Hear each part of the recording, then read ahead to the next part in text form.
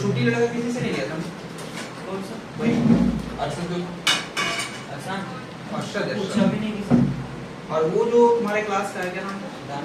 दानिश। उसको तुम नहीं बोले, वो तो तुम छुट्टी मांगने आए, वो कैसे गया? और अगर वो गया भी तो चलो ठीक है, वो गया, उसके साथ कौन था? अच्छा वो कहाँ से चला? किसी से पूछा भी नहीं। बैग उठाया घर। बाइक से आता है वो, बैग बाइक से आता है।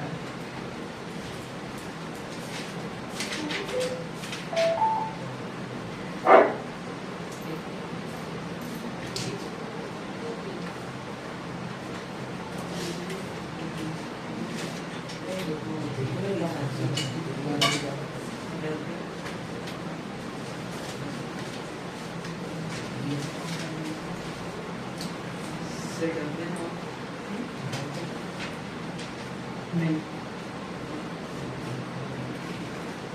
ये क्या लिंक है?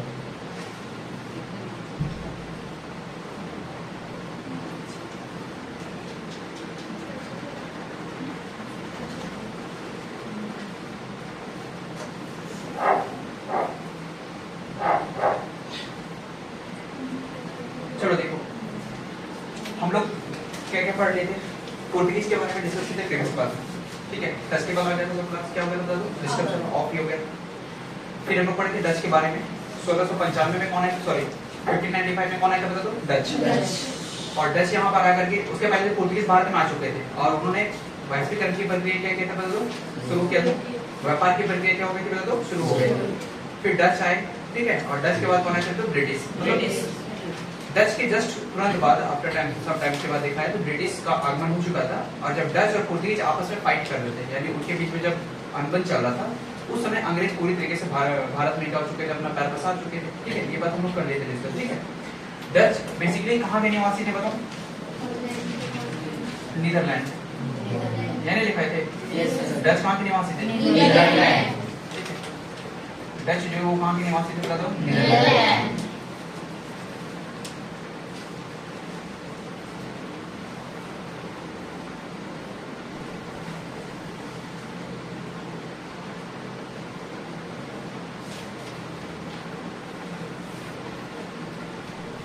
मैप नहीं बनना है।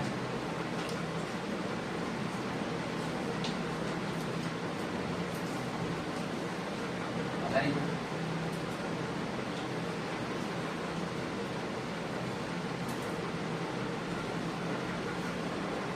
ये इंडिया साइड पहले मैप ड्रॉ करो एक बार, फिर आगे चलेंगे, ठीक है।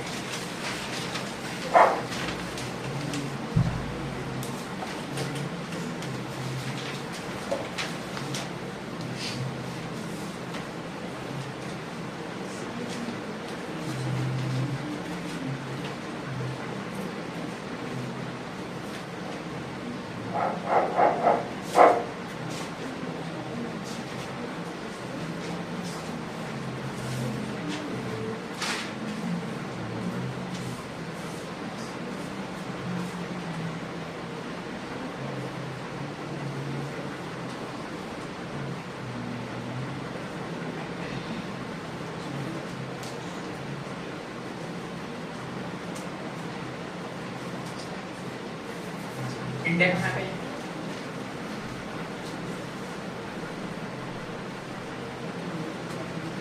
क्या पढ़े थे कि इंडिया के बगल में एक देश है छोटा सा, नाम क्या है? इंडोनेशिया।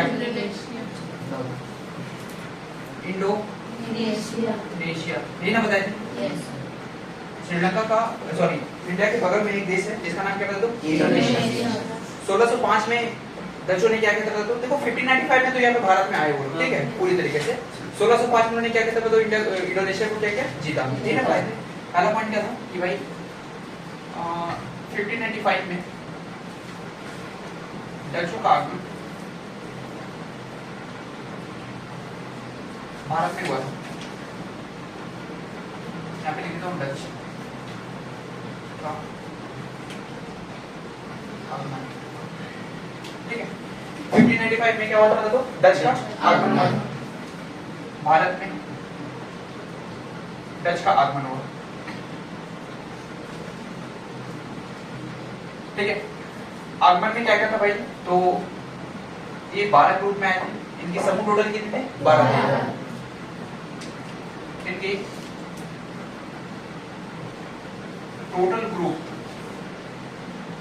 टोटल ग्रुप्स कितने थे बता दो? 12 थे। और भारत से जो व्यापार करने की जो संधि थी, अलायंस थी, कितने साल की थी बता दो? 21 साल। ऐसा पॉइंट इन्होंने भारत से व्यापार करने के लिए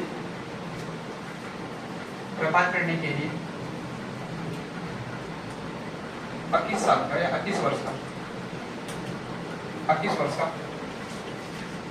संधि स्थापित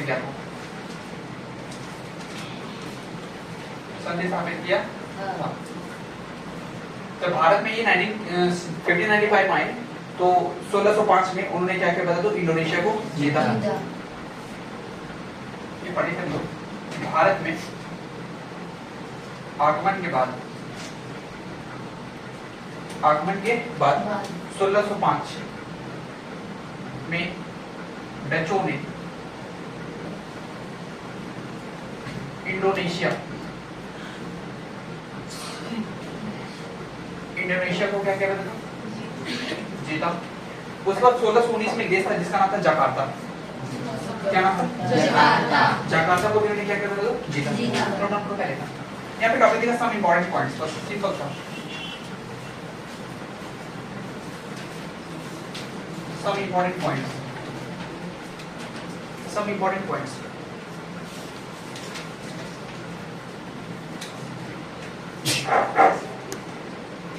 important points.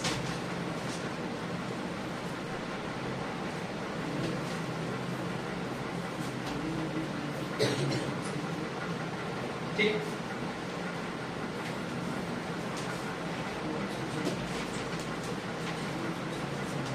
डच ने 1619 में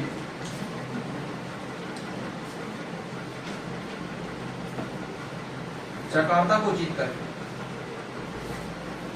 कौन सा शहर बनाया था बता दो? बेटेविया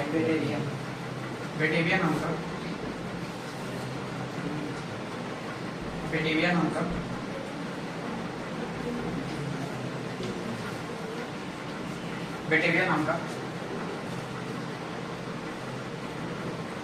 एक शहर बसाया था।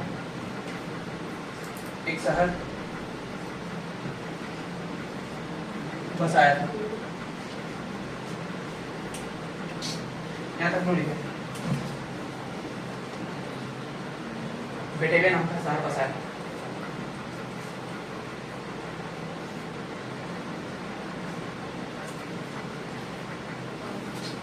ओके,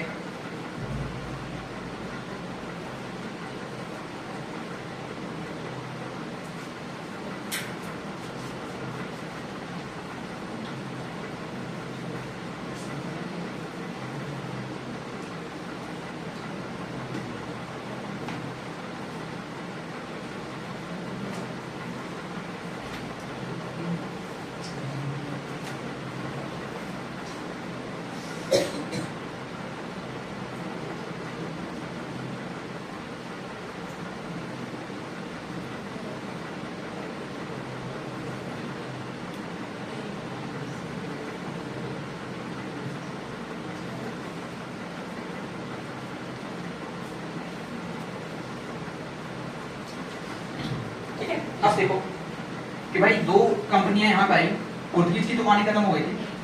एक कंपनी ब्रिटिश थी और दूसरी कंपनी कौन थी? डच। नोबडी विल राइट देखो इधर। एक कंपनी थी ब्रिटिश, ध्यान से समझना यहाँ पर, और एक कंपनी थी डच। दो अलग कंपनियां थी और दोनों यूरोपियन कंपनी थे। दोनों क्या था? यूरोपियन कंपनी थी। ठीक है, डच भी यूरोपियन कंपनी था, ब्रिटिश भी क्या थे? यूरोपियन कंपनी थे। ठीक है, अब हुआ क्या कि जब यहाँ पे दोनों आए ना तो दोनों तो व्यापार ही कर रहे थे, लेकिन इनके बीच में क्या होने लगा? तो टकराव होने लगा। कहने का मतलब है कि जिस समय भारत में डच अपना व्यापार पसार रहे थे, अपने पैर को फैला रहे थे, उस समय अंग्रेजों का भी यहाँ पे आगमन हो चुका था। यानी ईस्ट इंडिया कंपनी का भी आगमन क्या होगा, दो चुका था, और वो भी यहाँ से व्यापार की प्रक्रिया को लेकर के आगे बढ़ाने की क्या करते थे, तो कोशिश कर रहे थे। लेकिन हम बताए थे एक मयान में कभी भी दो तलवार नहीं होता है, कोई एक ही तलवार पर रहने वाला है। भारत की स्थिति एग्जैक्टली कैसी थी बता दो, वैसी थी। भारत भी वो मयान था जिसमें दो दो तलवार आ गए थे। पहली तलवार कौन थी बता दो, ब्रिटिश, और दूसरी तलवार कौन थी बता दो, डच। ये दो अलग तलवार थे, और दो में से कोई एक ही रहेगा, और इस कारण से उनके बीच में टकराव की स्थिति क्या होने लगी बता दो, बढ़ने लगी। क्योंकि हर एक कंपनी चाहती थी कि हमारा मुनाफा क्या हो, अधिक हो। कंपनियां क्या चाह रही थी, मुनाफा हमारा क्या हो बता दो, अधिक हो। लेकिन it is not possible, possible वहां पे था नहीं, कोई एक कंपनी को ही रहना पड़ता तभी जाके क्या होता तो मुनाफा होगा। और इस कारण से अंग्रेजों के बीच में, डचों के बीच में टकराव होना क्या करता तो शुरू हो गया, यानी कॉन्फ्लिक्ट हो गया। टकराव का मतलब क्या, कॉन्फ्लिक्ट होना, ठीक है।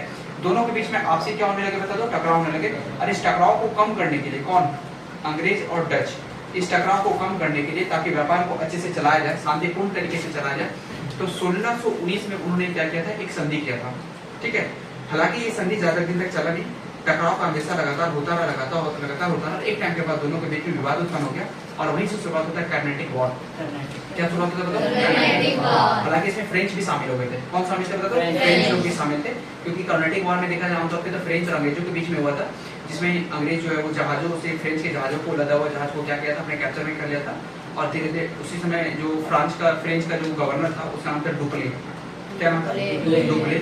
और उस समय भारत का मुस्लिम शासक हुआ करते थे, तो मुस्लिम शासक से जाकर वो रिक्वेस्ट किया कि अंग्रेजों को कहा जाए कि जहाज को हमारा क्या कर दे बता दो, छोड़ दे। लेकिन अंग्रेजों ने भारत के जो राजा था, यानी जो मुस्लिम शासक था, उसके बातों को क्या कर दिया बता दो, नजरअंदाज कर दिया। और फाइनली अंग्रेजों के बीच में, फ्रेंच के बीच में क्या हो गया बता दो, युद्ध हुई थी 1648 के दौरान में, ठीक है। उसे कहा गया था कर्नाटिक वॉर, ठीक है। मतलब 42 या 48 के आसपास में ये चला था, कोई दिक्कत नहीं यहाँ पर, समझ में आ रही है। तो वही हुआ क्या था कि डच और इसके बीच में टकराव होने लगा। टकराव होने से क्या होने लगे बता दो, दोनों के बीच विवाद उत्पन्न होने लगे। पहला पॉइंट नोट करके रखना कि उस समय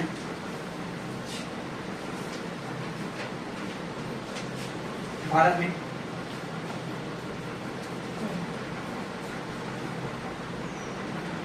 अंग्रेजों का आगमन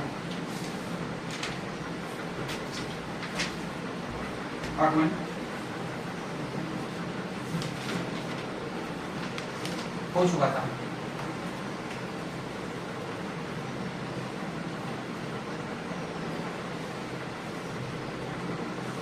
इस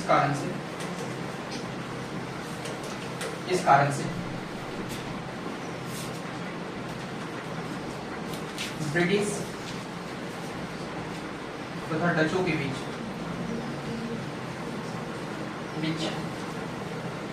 विवाद उत्पन्न होने लगा।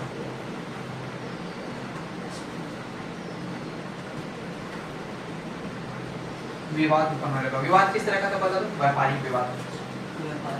कैसा विवाद था, व्यापारिक विवाद। मतलब ऐसे प्रॉब्लम आ गए थे, ट्रेडिंग प्रॉब्लम आ गए थे, भाई कैसे इसको फेस किया जाए, कैसे इसको कंट्रोल किया जाए, ठीक है।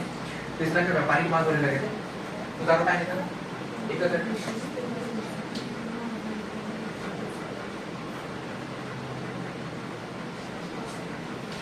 बात समझ में आ रही है ना। कल आपकी क्लास बायो की शुरू कर देंगे, ठीक है। बायोलॉजी, हाँ। आपका हिस्ट्री एक लेवल तक चला गया, धीरे धीरे बायोलॉजी चलेगी, फिर एक टाइम के बाद आपको फिजिक्स पढ़ा लेंगे हम। तो कल आपकी क्लास बायो की होगी, बायो की छूट रहा है। तो हिस्ट्री को थोड़ा अब से क्या करें, इसको स्टॉप नहीं करेंगे 1 बाय डे। आज हिस्ट्री भी देखो क्या हो जाएगी, बायो फिर परसों क्या होगी, हिस्ट्री फिर क्या होगी, बायो। तो इस तरह से ग्रेजुअली तरीके से आगे बढ़ते जाएंगे। आपका सिलेबस भी कंप्लीट हो जाएगा, ठीक है, टाइम टू टाइम। क्योंकि एक ही सब्जेक्ट में टिके रहना अच्छी बात नहीं है।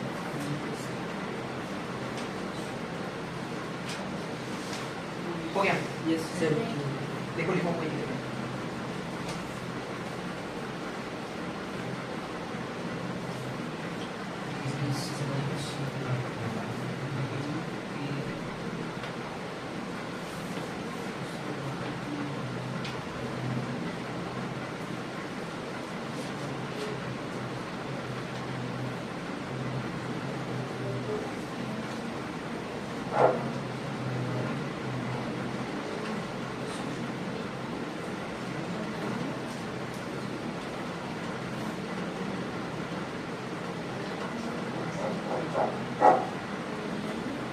ओके, अब आगे चलते हैं। देखो व्यापारिक विवाद तो होने लगा, व्यापारिक विवाद क्यों होने लगा बता दो, शुरू हो गया था भाई। इस विवाद को कम करने के लिए उन्होंने क्या किया, 1619 में एक संधि किया, ठीक है। तो अंग्रेजों के बीच में और डचों के बीच में पहली संधि 1619 में हुई। कौन सा पर्पस को लेकर के बता दो, for trading purpose. Trading purpose को कैसे, पीसफुल तरीके से, पीसफुल का मतलब शांतिपूर्ण तरीके से, किसी तरह का कोई लड़ाई झगड़ा ना हो, किसी तरह का कोई कलेश ना हो, किसी तरह का कोई कॉन्फ्लिक्ट ना हो। भाई आप भी व्यापार करो और हम भी व्यापार करेंगे, तो ये एक तरीका अपनाया गया था और इसके लिए संधि हुई थी 1619 के दौरान में, ठीक है। तो अगला पॉइंट लिखना कि अंग्रेजों तथा डचों के बीच में पहली संधि, व्यापारिक संधि, ऐसा करना, अंग्रेजों तथा डचों के बीच में पहली व्यापारिक संधि, अंग्रेजों तथा डचों के बीच में पहली व्यापारिक संधि 1619 में हुआ था, 1619 में हुआ था, 1619 में हुआ था।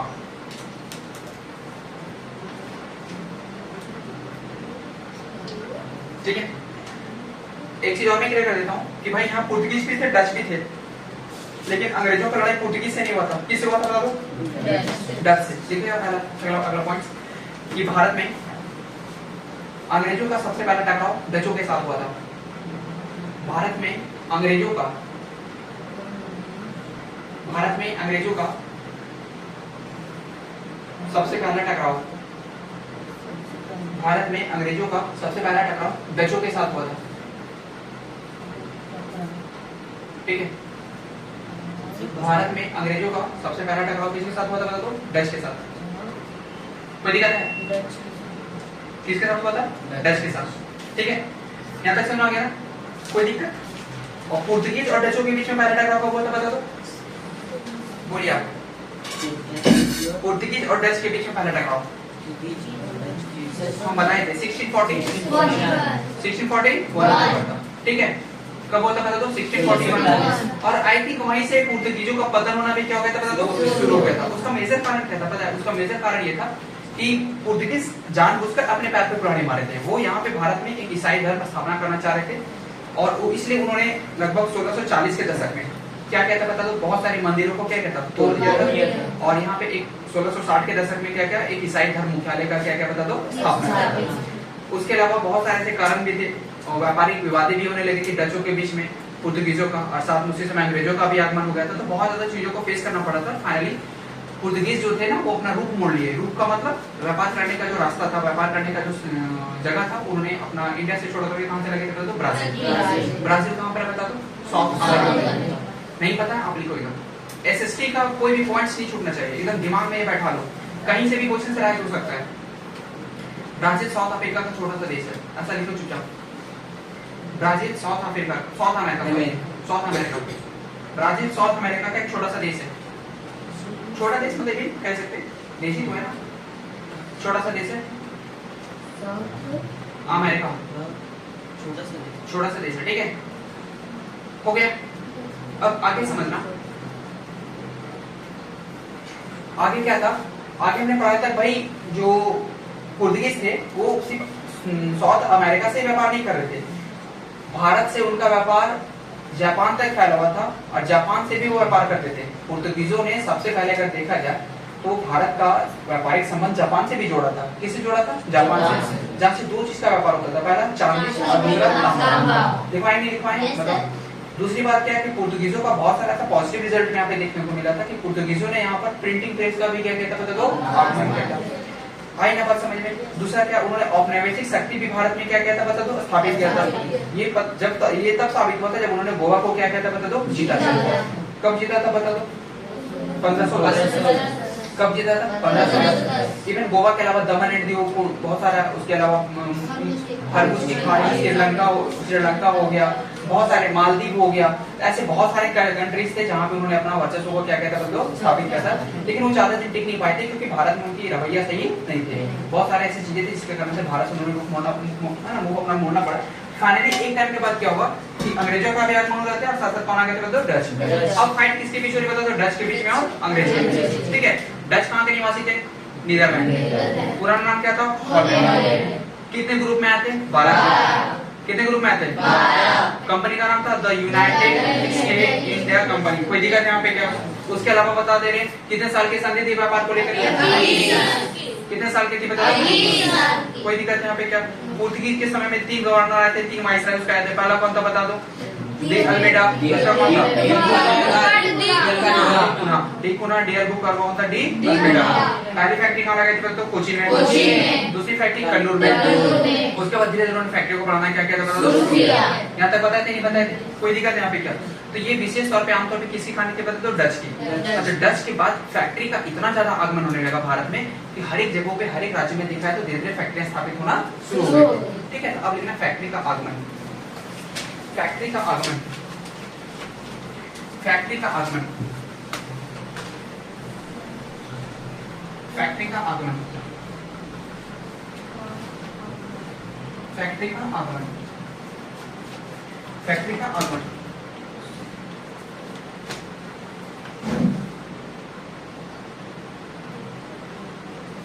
फैक्ट्री का आगमन।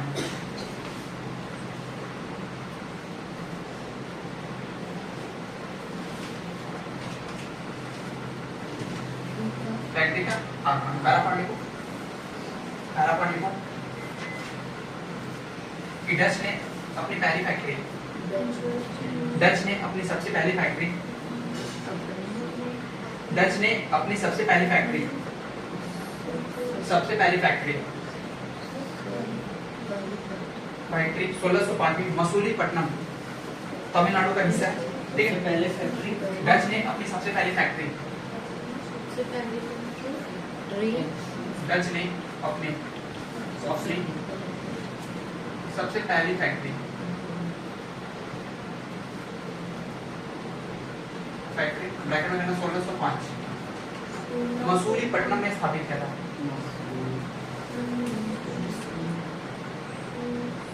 मसूलीपट्टनम, मसूलीपट्टनम में स्थापित किया था। मसूली में स्थापित किया था।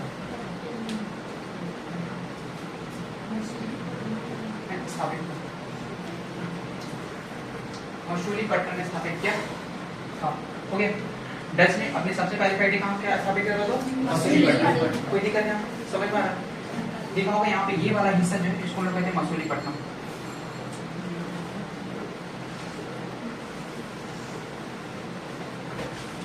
मसूलीपट्टनम देखो, ये वाला हिस्सा देखो मसूलीपट्टनम।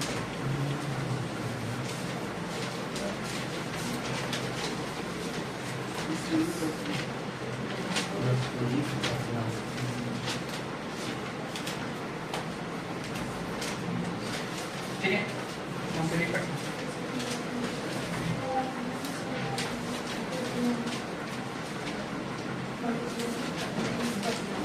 कहाँ पे स्थापित किया था? ठीक है। अच्छा, फैक्ट्री वहाँ पे स्थापित किया था, लेकिन इसका प्रभाव सबसे ज्यादा कहाँ पे था? तो देखिएगा सूरत और मालाबार। ठीक है, हालांकि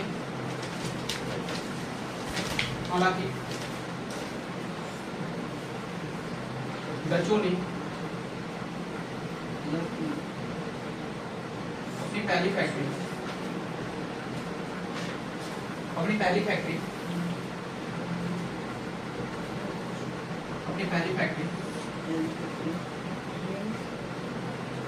हालांकि डचों ने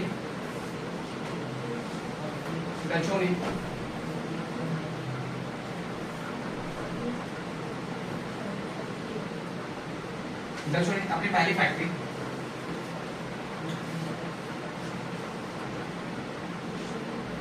मसूलीपट्टनम, मछलीपट्टनम होता है, मछलीपट्टनम।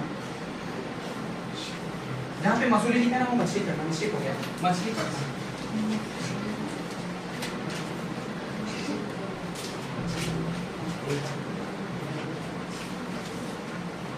मछलीपट्टनम, ठीक है। हाँ, मछलीपट्टनम में स्थापित किया था, परंतु इनका प्रभाव सूरत तथा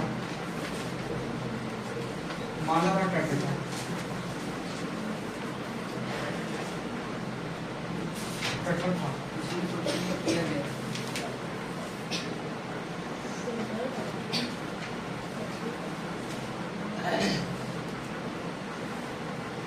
ओके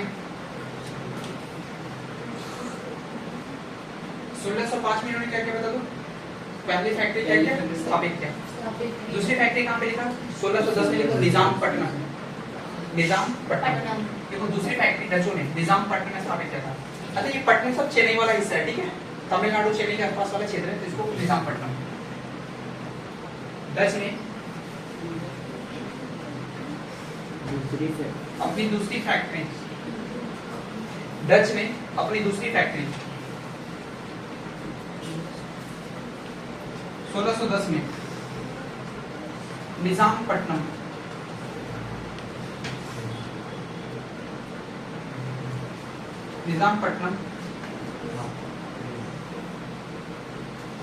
में स्थापित किया था। निजामपट्टनम में स्थापित किया था। डचों ने अपनी दूसरी फैक्ट्री 1610 में निजामपट्टनम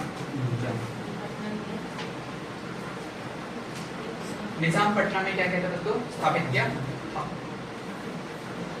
ओके निजामपट्टनम डचों ने अपनी दूसरी फैक्ट्री कहां पे स्थापित किया था दोस्तों निजामपट्टनम। पहली फैक्ट्री कहां पे स्थापित किया था दोस्तों मछलीपट्टनम। तीसरी फैक्ट्री इन्होंने कहां स्थापित किया था पुलिकट। कहां पे था दोस्तों पुलिकट। तो देखो डचों ने तीसरी फैक्ट्री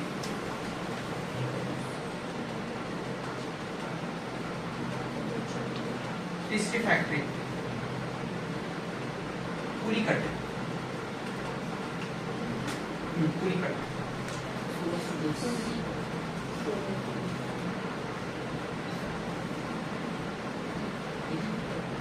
पुलिकट में स्थापित किया था। डचों ने तीसरी फैक्ट्री कहां पे स्थापित किया था पुलिकट। डचों ने अपनी तीसरी फैक्ट्री कहां स्थापित किया था तो पुलिकट। कोई दिक्कत यहाँ पे क्या लिखा लिखते जाओ आराम से लिखते जाओ। डचों ने अपनी दूसरी फैक्ट्री 1610 में निजामपट्टनम और तीसरी फैक्ट्री कहां किया था तो पुलिकट और पहली फैक्ट्री कहां पे किया था तो मछलीपट्टनम में किया था। कब किया था तो 1605 में। अच्छा कितने साल का डिफरेंस निकल रहा है बताओ। 1595 में ये लोग आए थे ठीक है और 1605 में क्या कर दिया फैक्ट्री को स्थापित कर दिया। और पुर्तगाली 1498 में आए थे और 1502 में क्या कर दिए थे फैक्ट्री स्थापित कर दिए थे। अरे कोची में क्या था ना पहला मुख्यालय उन्होंने बनाया था कोची और दूसरा क्या था मतलब कन्नूर है ना बताया थे कन्नूर ठीक है। कहां था तो कन्नूर में। तो 1505 में कन्नूर में लगा दिया था। 1502 के आसपास 3 के आसपास कहां लगाया था तो कोची में। कहां पे लगाया था तो कोची में। तो कितने साल का उनका डिफरेंस था 4-5 साल का उनका क्या था तो डिफरेंस था। इनका डिफरेंस कितना साल का था तो 10 साल। 95 में आए और 1605 में मतलब 95 से 100 गया तो 16वीं शताब्दी हो गया और 16वीं से फिर 5 हो गया। इधर 5 और उधर 5 कितना का टोटल 10 साल हो गया। तो 10 साल बाद में भारत में फैक्ट्री स्थापित करना क्या क्या बता दो शुरू किया और कंटिन्यू फिर ये स्थापित करते रहे। 5 में किए फिर 10 में किए ठीक है।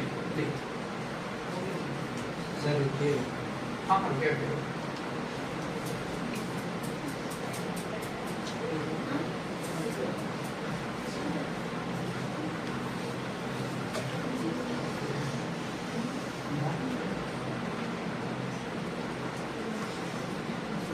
हो गया।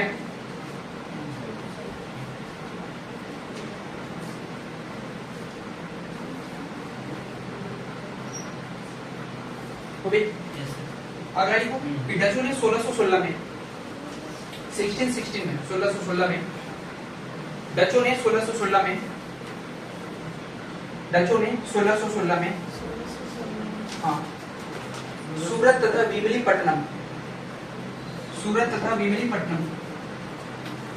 डचों ने 1616 में सूरत तथा विमलीपट्टनम मतलब 16 से 1400 मतलब 1614 से लेकर 1616 के बीच में ठीक है।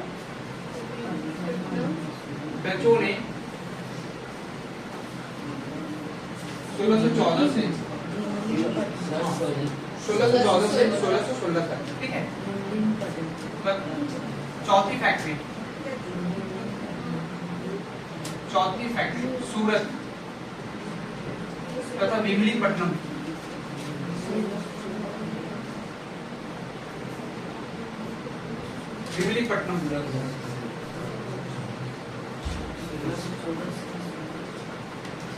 स्थापित किया था स्थापित किया था। डचों ने 1614 से 1616 तक चौथी फैक्ट्री सूरत तथा विमलीपट्टनम में क्या किया था दोस्तों? स्थापित किया।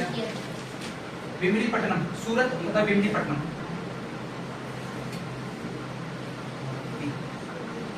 सूरत तथा विमलीपट्टनम। अरे बोलो बोलो, कोई दिक्कत है? ठीक है, आपको ना फैक्ट्री वाला प्लेस याद रखना चाहिए, ठीक है? कल हमने इंडिया पे मैप जो है करवाए, वो दिखा देंगे कहाँ पे कौन सा स्टेट में कौन सा जगह पर है, ठीक है? फैक्ट्री में कहाँ पर लगाया था। पोर्तुगीज का तो दिखा दिए थे ना सर। अब बचता है किसका? बचा तो डच का, फिर अंत में किसका बचेगा? फ्रेंच का, फिर पढ़ लेंगे लास्ट में ब्रिटिश का, मॉडर्न इंडिया का जाएगा, ठीक है? हालांकि लॉन्ग सिलेबस है, इतनी जल्दी खत्म होने वाली नहीं है, ठीक है? लिखते जाओ।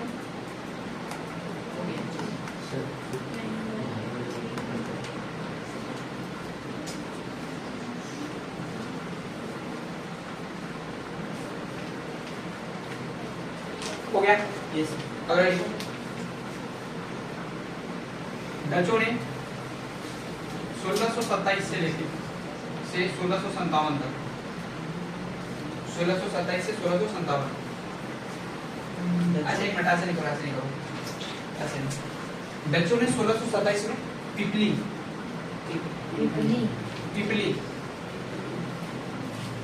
में फैक्ट्री स्थापित की,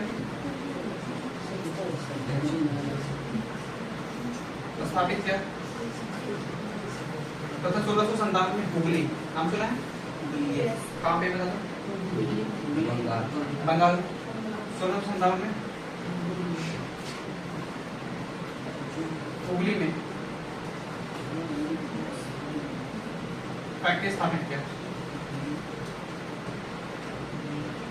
अच्छा, जितनी भी फैक्ट्रियां लग रही है सब तटीय क्षेत्र के किनारे लग रही है, मतलब समुद्री इलाका में, जहाँ से आसानी से आयात निर्यात हो सके, है ना, एक्सपोर्ट इंपोर्ट हो सके, ठीक है? काफी दिमाग में लोग प्रश्न है।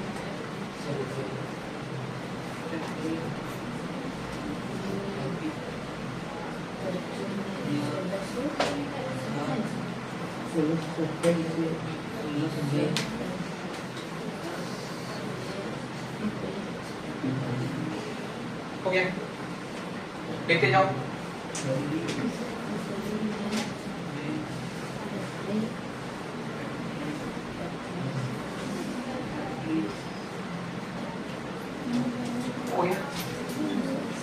शॉर्ट फॉर्म में देखो, अगर इतना याद नहीं होता है मान लो तो ऐसे लिखो कि डचों का स्टेट, डचों नोट कर लेना, एनओडी करना, ठीक है?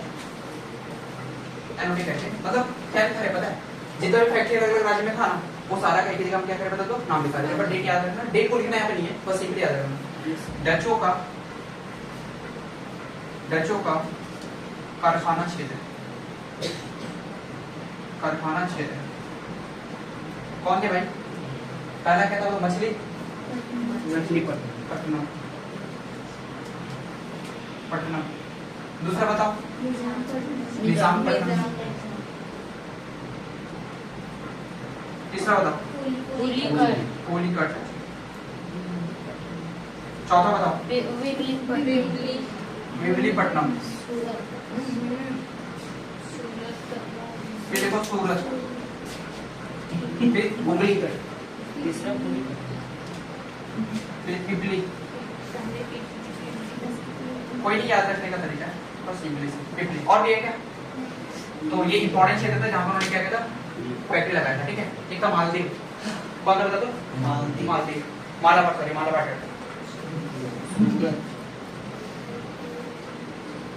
मालदीव पे भी उन्होंने कब्जा किया था और साथ साथ श्रीलंका पे भी उन्होंने क्या किया था? तो कब्जा किया था, ये ध्यान में रखना।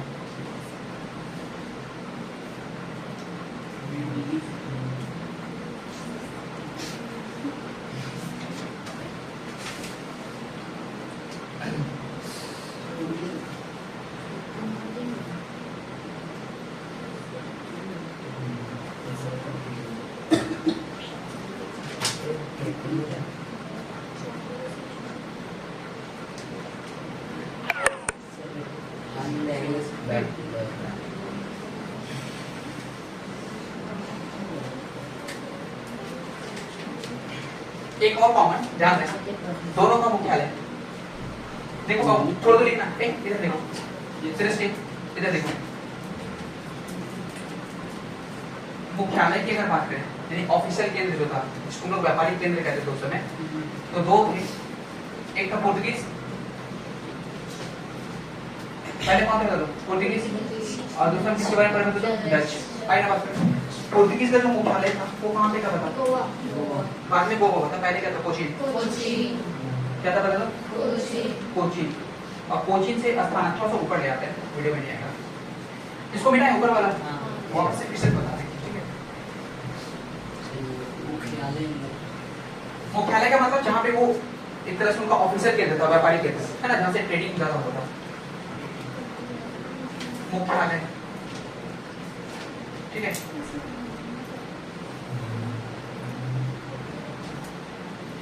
मुख्यालय पहला किसका? पोर्तुगीज। और दूसरा कौन था? डच। नहीं ना, पोर्तुगीज का पहला मुख्यालय कोचीन। और स्थानांतरण कहाँ हुआ? गोवा। 1510 है ना? इनका क्या था? इनका पहला था पुलिकट मुख्यालय, और स्थानांतरण कहाँ हुआ? नेगापट्टनम। आज ना बात समझ में। तो डचों का पहला मुख्यालय कहाँ था? पुलिकट। स्थानांतरण कहाँ पे हुआ? नेगापट्टनम। पोर्तुगीज का पहला कहाँ पे था? कोचीन। स्थानांतरण कहाँ पे हुआ? और ये ना बात समझ में, कोई दिक्कत यहाँ पे क्या? बस इस तरह से सीक्वेंस में रखना है, पूरी तरह से दिमाग में करना है। मुख्यालय दो चीज का पढ़ना था, पहला क्या? पोर्तुगीजों का, दूसरा किसका? डच का। पहला उन्होंने कहाँ रखा था? कोचीन। बाद में कहाँ कर दिया? गोवा, क्योंकि गोवा को उन्होंने जीता था। और साथ में डच का कहाँ था? पुलिकट। बाद में कहाँ करते हैं? नेगापट्टनम। ये ड्रॉ करने का पैटर्न, ये होता है स्थानांतरण। पहले यहाँ पर, दूसरे का वहाँ पर गया। स्थानांतरण,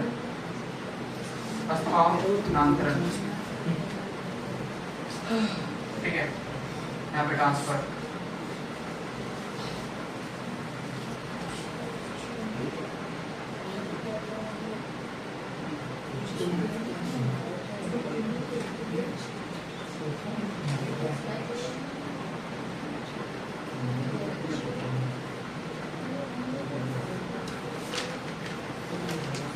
ठीक है? तो इनके लिए गोवा व्यापारिक केंद्र बना था और इनके लिए नेगापट्टनम व्यापारिक केंद्र बना था। अगर पोर्तुगीज की बात करें तो व्यापारिक केंद्र कौन था बता दो? गोवा व्यापारिक केंद्र, ठीक है? और इनका व्यापारिक केंद्र कौन था बता दो?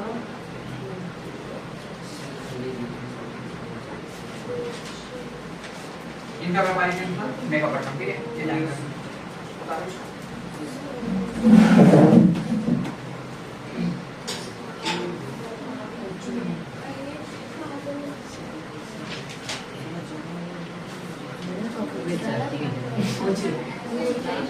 कुछ था कैंपस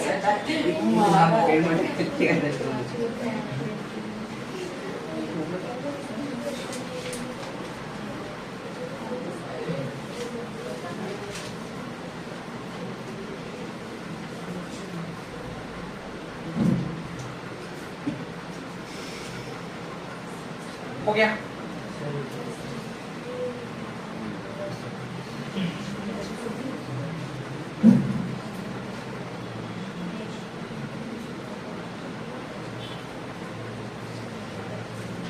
तुमको समझ में आ रहा है बाबू?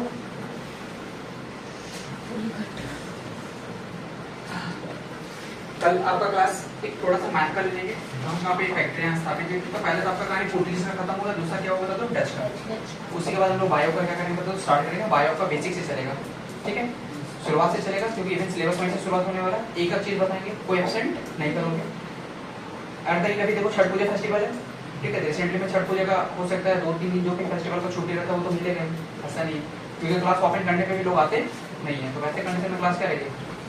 ऑफ ही रहेगी। तो ऑलमोस्ट उतना कवर कर लेंगे ताकि आगे चल के दिक्कत ना हो, ठीक है? कर लो इसको पहले।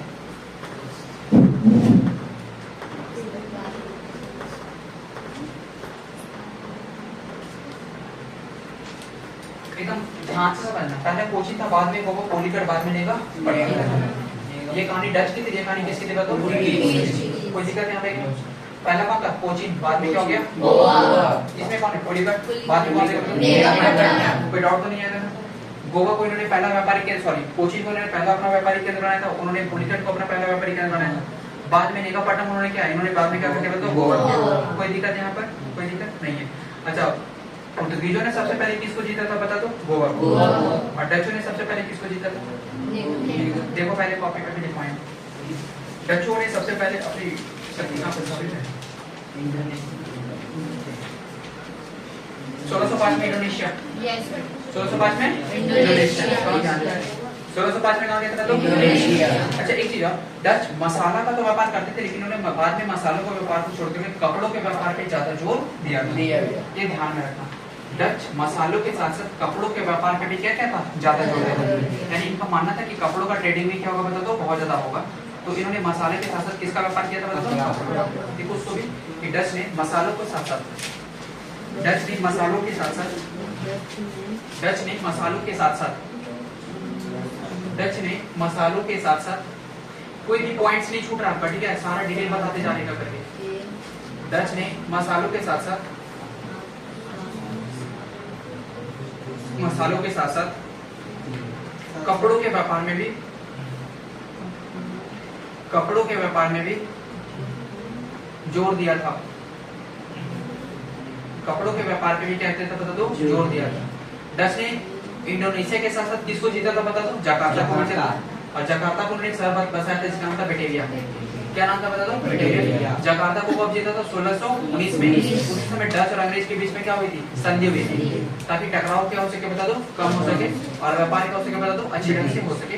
बट ये पॉसिबल नहीं हो पाया। एक टाइम के बाद क्या हो गया, टकराव और ज्यादा बढ़ने लगा और फाइनली दिक्कतें दोनों को होने लगी। कोई दिक्कत यहाँ पर समझ में आ गई ना, कोई डाउट नहीं है, ठीक है। कल की क्लास आपकी क्या चलेगी बता दो, बायो, ठीक है। तो कल से आपका बायो रहेगा, कोई अपसेट नहीं करोगे। कल आपका पहला चैप्टर सेल चलेगा, हाँ, कल इंट्रोडक्शन होगा बायोलॉजी का, ठीक है। बायोलॉजी है क्या, कहाँ से वर्ड आया, ठीक है, किस टर्म से बायोलॉजी का मतलब क्या होता है, बायोलॉजी में कौन कौन से थ्योरी पढ़ने, कौन कौन से कंसेप्ट चीज पढ़ने, सारे चीज मुझे डिटेल करोगे। उसके बाद हम लोग क्लास क्या होगा, रेगुलर चलेगा, ठीक है। आपका क्लास कहाँ पे भी जाएगा बता दो, यूट्यूब पे भी जाएगा। कभी अगर डॉट सेशन आ जाए कि सर पता नहीं मान लो क्लास किसी का छूट गया है और डॉट आ गया तो